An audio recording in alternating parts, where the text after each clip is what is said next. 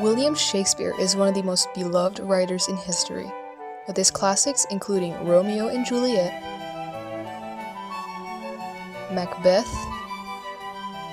and Hamlet, all with live-action movies from today. He was inspired by poets Geoffrey Chaucer and Plutarch. Chaucer was born in 1340 and is still known as one of England's greatest poets. Plutarch was born in 46 CE and taught philosophy in Rome and got the admiration of many.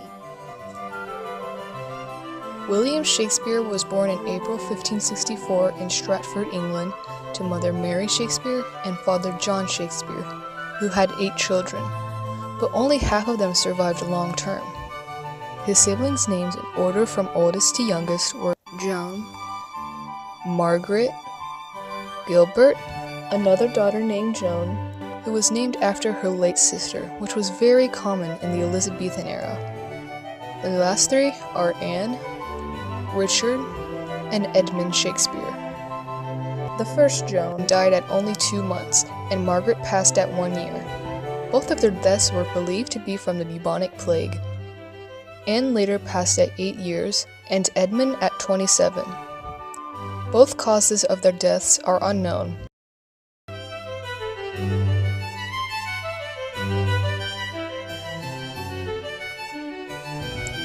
Joan's son, William Hart Jr., followed in his uncle's footsteps, William Shakespeare, and became an actor. Shakespeare's father, John Shakespeare, was involved in the town's politics. In 1568, after already being in the town's council, he had become mayor, which was very good for his family. William Shakespeare got free education and started school at about 7 years old. This good fortune did not last long though. John Shakespeare did not attend town meetings and his fortunes were starting to fade.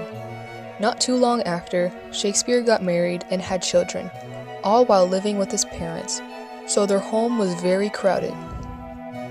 At 18, Shakespeare married Anne Hathaway and had their firstborn 2 months after marriage, on May 26, 1583.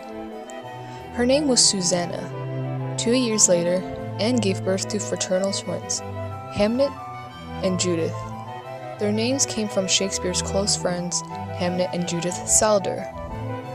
Hamnet sadly passed in 1596 at 11. His death was also possibly from the bubonic plague.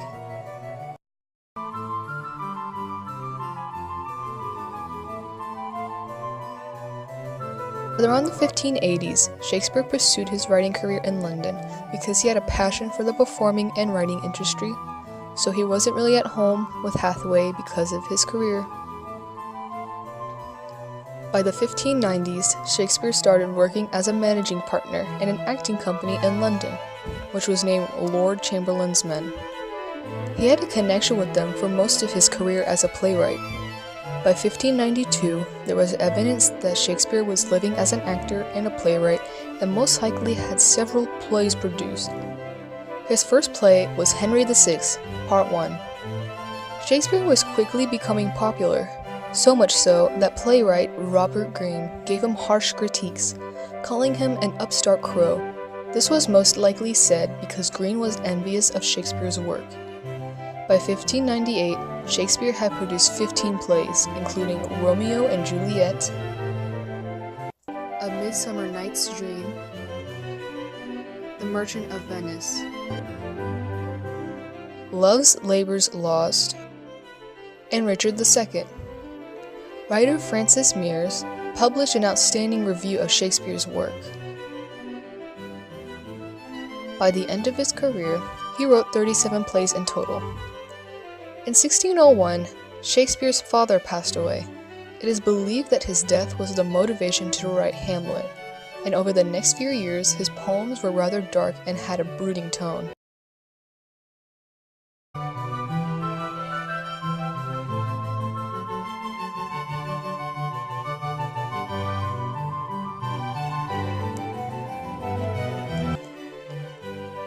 A Shakespearean tragedy is a play made by Shakespeare himself, or a play written in the style of Shakespeare by a different author.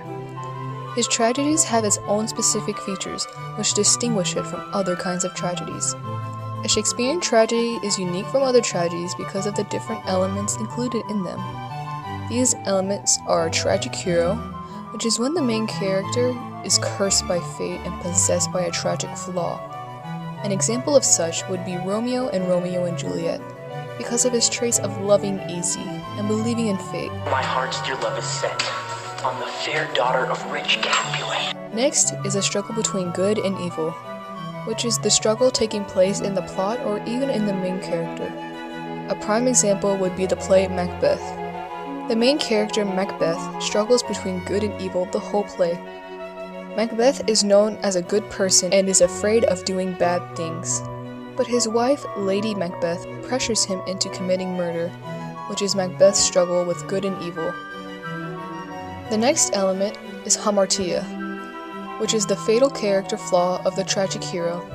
An example of hamartia would be in the play Othello, when Othello strangles his wife, Desdemona.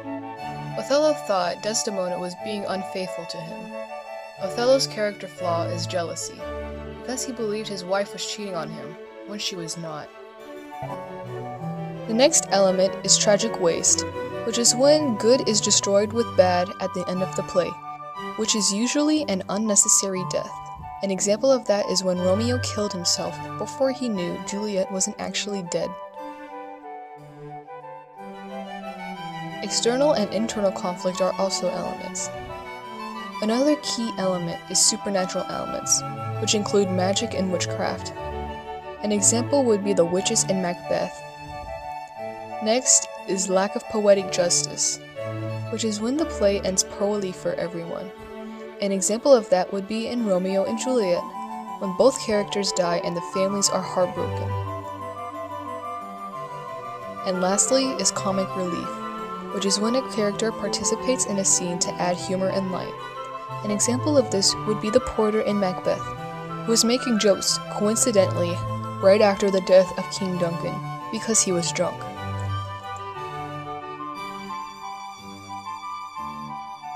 By about 1611, William Shakespeare returns back to his homeland in Stratford with his wife and 2 married daughters. Around this time, he finished composing his final plays, Henry VIII and 2 Noble Kinsmen. In 1613, the Globe Theatre, where a lot of Shakespeare's plays were performed, burned down accidentally during the performance of Henry VIII. Fire was used to make this performance more authentic, which resulted in tragedy. By February 1616, Judith Shakespeare gave birth to a daughter and named her Shakespeare, after her father. Sadly, by April 1616, Shakespeare passes away at around his 52nd birthday. Shakespeare was buried in Holy Trinity Church in Stratford, where he was also baptized. William Shakespeare's written tragedies turned into his triumphs. The influences his tragedies had been were on theaters, language, literature, and elements of cultures. He helped shape those influences and changed English writing forever. Shakespeare had many triumphs throughout his lifetime. One of his triumphs include the inspiration that he gave to many artists and writers in his lifetime.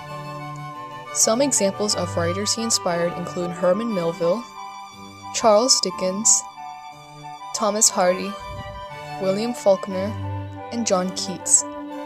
Shakespeare has definitely changed English literature greatly.